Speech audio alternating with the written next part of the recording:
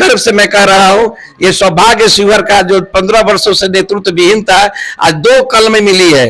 एक पंचायत प्रतिनिधि के रूप में मुखिया 10 वर्षों तक रही है। सामाजिक चेतना, सामाजिक कार्य करने का अनुभव ऋतु जायसवाल जी के पास है। तो एक आईएएस छवि रखने वाले अरुण कुमार गुप्ता जी, ये सौभाग्य है कि उनके पति है। और ये काम जो यहाँ से लेके दिल्ली तक, मैं विशेषकर चैनल के माध्यम से आम लोगों से कहना चाह रहा हूँ कि शिवहर से लेकर के दिल्ली के मंत्रिमंडल तो कोई भी योजना अगर रुकेगी, कोई योजना अगर रुकेगी तो अरुण जी इतने सक्षम है कि प्रधानमंत्री सचिवालय में जाकर, चाहे ग्रामीण विकास हो, चाहे स्वास्थ्य मंत्रालय हो, वो अपने आईएएस जो बने हैं सरस्वती पुत्र के रूप में है, उस टेबल पर रुके हुए सारे कार्य को दिल्ली से कराकर शिवहर की जनता के चरणों में लाएंगे, ये मुझे विश्वास। उम्मीदवार है वो सर्वविदित है कि वो कैसी उम्मीदवार है। उनको भी एक दलित हत्या के आरोप में आजीवन कारावास की सजा मिली थी। कोर्ट ने उनको साक्ष्य के अभाव में उनको तत्काल बरी किया। और दूसरी तरफ आनंद मोहन जी जो घूम घूम कर कह रहे हैं, घूम घूम कर वोट मांग रहे हैं, ये मैं कहना चाहूंगा कि उनको फांसी की सजा हुई थी। उन कुरूण हाथों ने एक दलित जिस झोपड़ी में चिराग जला था, उस चिराग को बुझाने का काम उन्होंने किया। जो निचली अदालत और उच्च न्यायालय ने फांसी की सजा दी, सुप्रीम कोर्ट ने इनको आजीवन कारावास दिया। लेकिन वैसे क्रूर व्यक्ति को, ये क्रूर नीतीश कुमार की सरकार ने नियम में बदलाव करके वैसे व्यक्ति को जो दलित के हत्यारे के रूप में चिन्हित किए गए हैं, उनको छोड़ा गया कि वैसे व्यक्ति भी आज जनता के बीच वोट मांगने जा रहे हैं। मुझे उसका कोई फर्क नहीं है। मेरा दलित, पिछड़ा, अति पिछड़ा, महादलित, सवर्ण, वैश्य, अन्य जाति 90, 80, 85% वोट सभी जाति को वोट ऋतु जायसवाल जी को मिलने जा रहा है। मेरी शुभकामना है। वह चुनाव जीत चुकी है, अब माला 4 जून को उनको पहनना है। इन्हीं शब्दों के साथ में शंकर सर से बात करते हैं, इनसे भी जानने की कोशिश कुछ करेंगे। तो सर, जैसा कि आपको बताया, शिवहर लोकसभा में शायद 3.5 लाख प्लस मुस्लिम के वोट है और वैश्य समाज के सबसे ज्यादा वोट के बाद मुस्लिम समाज का वोट है। मगर एक तरफ ओवैसी के राणा रंजीत सिंह भी मतलब शिवहर लोकसभा से है, और एक तरफ आरजेडी भी है, और एक तरफ से मतलब कि जेडीयू के बड़े शिवहर से मतलब कि मुस्लिम नेता भी है। तो क्या लगता है आपको, मुस्लिम वोटर इस बार किस तरफ है? सबसे पहले तो मैं आप चैनल के पत्रकार हैं, आपके प्रति मेरा आभार है, वंदन है। बहुत बड़ी बात आपने कही मुस्लिम समाज पर।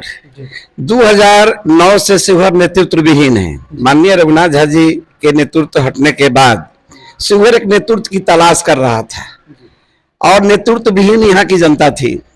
आज एक आशा की किरण ऋतु जायसवाल जी के रूप में दिखाई दी है। अभी शिशिर भाई जी बहुत अच्छा स्टेटमेंट दिए हैं कि शिवहर को जो एक उम्मीदवार चाहिए, ऋतु जायसवाल जी पढ़ी लिखी, दक्ष, सक्षम महिला है, जिनके प्रति राष्ट्र भी सम्मानित उनको किया है। राष्ट्र के बड़े राष्ट्रपति, उपराष्ट्रपति, महाराष्ट्र पूना में भी वो सम्मानित हुई है। बड़ी बड़ी संस्थाओं के द्वारा वो सम्मानित की गई है और विगत 2 टर्म 10 साल लगातार मुखिया रही है। वर्तमान में उनके पति अरुण कुमार जी जो एलाइड आईएएस है, अभी पूर्व कमिश्नर है, उनके पति हैं और ये सारे अनुभव उनके पास है। सरस्वती पुत्री है, एक तरफ उनके पति सरस्वती पुत्र है। तो विद्या का और सामाजिक अनुभव, राजनीति का, दोनों का समन्वय है और दोनों का जो समन्वय जहां है उसका फायदा आम जनता को मिलेगा। कोई भी कार्य जैसा जो स्थानीय स्तर पर, ये चुनाव तो राष्ट्रीय स्तर पर हो रहा है, जहां राष्ट्र में वैमनस्य, भाईचारा मिटता जा रहा है, वैमनस्य बढ़ता जा रहा है, समाज के अंदर जातिवाद की एक दीवार खड़ी हो रही है, मजहब की राजनीति हो रही है, हिंदू मुस्लिम की बातें हो रही है, समाज मेरा टूट रहा है, बिखर गया है। ये राष्ट्रीय मुद्दा है। बात रही मुसलमानों की। आज मुसलमान हमारे देश के समझदार हैं। मुसलमान तत्काल थोड़ा आक्रोशित हुए थे, फैसल साहब उम्मीदवार है तो फल्ला फैसल साहब, ये कुछ लोग उम्मीदवार हमारे थे, इसके पूर्व भी फैसल साहब चुनाव लड़े थे, तो थोड़ी बहुत प्रतिक्रिया आई है। लेकिन वैसे ही मुसलमान लोग जाकर लालू जी से उन्होंने कहा है, यहाँ के प्रबुद्ध मुसलमानों ने, कि सर ये राष्ट्र का चुनाव हो रहा है, संप्रदाय के अगेंस्ट में ये चुनाव होने जा रहा है, यह सीट किसी सक्षम उम्मीदवार से ही संभव है, इसलिए सीट दिया जाए। तो मुसलमान के राय विचार से ही यह सीट ऋतु जायसवाल जी को मिली है और ऋतु जयसवाल उम्मीदवार बनी है। तो मुस्लिम वोट जो तत्काल अभी आक्रोशित है, समय आने पर सारे वोट जो 10%, आक्रोशित कोई ज्यादा नहीं है, 10% जो तथाकथित लोग जो वैसी जी हैं, जो भाजपा की बी टीम कहा जाता है, भाजपा के बोलते हैं और हिंदू आक्रोशित होता है और उसका फायदा भाजपा को मिलता है। तो कैंडिडेट खड़ा कराकर मुस्लिम को वोट को काटने की बात हो रही ताकि भाजपा मजबूत हो, और इस चीज को हमारा मुसलमान भाई अच्छी तरह से समझ रहे कि हमारे वोट को काटने के लिए वो एक उम्मीदवार को खड़ा किया गया कि ओवैसी के नाम पर मुसलमान का वोट 5-10% कटे, जो आरजेडी कमजोर हो, और आरजेडी को कमजोर होना देखना मुसलमान वर्ग हमारे नहीं चाह रहे हैं। जितने भी मुसलमान हैं एक एक मत अपना ऋतु जायसवाल जी जैसे कर्मठ विदुषी महिला को मिलने जा रहा है। और सौभाग्य है कि आज 15 वर्षों जो शिविर नेतृत्व विहीन था, कुछ स्थानीय मुद्दों पर भी मैं आपसे बात करना चाहता हूँ। रीगा चीनी मिल 3 वर्षों से बंद है, हजारों किसान जो लाभान्वित होते थे आज रोड पर है, इन्होंने बात कही है शिशिर भाई जी। तो इन मुद्दों पर आज ऋतु जायसवाल जी के साथ उनके पति जो आईएएस मैं कह रहा हूं, ये सौभाग्य शिविर का जो 15 वर्षों से नेतृत्व विहीन था, आज 2 कलमें मिली है।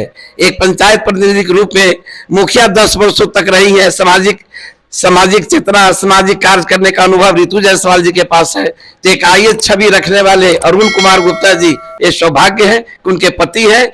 और ये काम जो यहां से लेके दिल्ली तक, मैं विशेषकर इस चैनल के माध्यम से आम लोगों से कहना चाह रहा हूं कि शिवहर से लेकर के दिल्ली के मंत्रिमंडल तो कोई भी योजना अगर रुकेगी, कोई योजना अगर रुकेगी तो अरुण जी इतने सक्षम है कि प्रधानमंत्री सचिवालय में जाकर, चाहे ग्रामीण विकास हो, चाहे स्वास्थ्य मंत्रालय हो, वो अपने आईएएस जो बने हैं सरस्वती पुत्र के रूप में है, उस टेबल पर रुके हुए सारे कार्य को दिल्ली से कराकर शिवहर की जनता के चरणों में लाएंगे, ये मुझे विश्वास। तरफ से हमको बेनिफिट होने जा रहा है, एक उनके पति अरुण कुमार जी के द्वारा, और दूसरा एक कर्मठ विदुषी एक सक्षम महिला ऋतु जायसवाल जी जो आज उम्मीदवार के रूप में मिली है, और आशा और शुभकामना उनके साथ हमारी है। शिवहर की जनता का आशीर्वाद उनको मिल चुका है और सभी दरवाजे पर वो जा रही है आशीर्वाद लेने के लिए। अरुण जी अभी आए हैं, शिशिर भाई जी का चरण स्पर्श किए हैं, दिल खुश हुआ है कि इतने महान व्यक्ति आज अपना आशीर्वाद ले रहे हैं अपने बड़े भाई को पिता तुल्य समझ करके। ये सब व्यवहार काउंट होता है, जनता देख रही है कि कोई व्यक्ति कैसे है।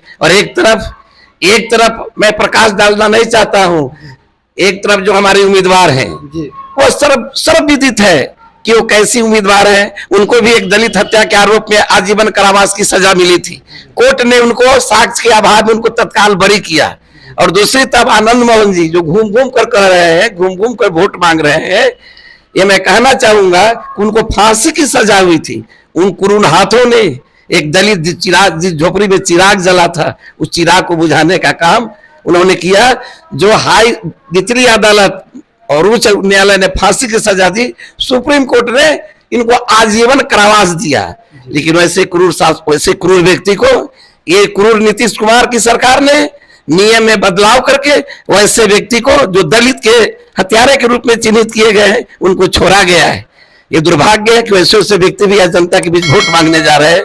मुझे उसका कोई फर्क नहीं है, मेरा दलित, पिछड़ा, अति पिछड़ा, महादलित, सवर्ण, वैश्य, अन्य जाति 90, 80, 85% वोट सभी जाति को वोट ऋतु जायसवाल जी को मिलने जा रहा है। मेरी शुभकामना है, वह चुनाव जीत चुकी है, अब माला 4 जून को उनको पहनना है। इन्हीं शब्दों के साथ मैं अपनी वाणी को विराम देता हूं, उनको शुभकामना देते हुए ऋतु जी को, और साथ में अरुण जी जो हर दरवाजे पर जाकर आशीर्वाद ले रहे, इनके प्रति भी मेरा आभार है कि धूप में लोगों के बीच जा रहे हैं। एक छोटी छोटी समस्या के लिए फायर, अभी 6 जगह आग लगी थी, आज फायर वाले ऑफिस में अग्निशमन के कार्यालय में जाकर उनके उस पदाधिकारी से इन्होंने बात की है।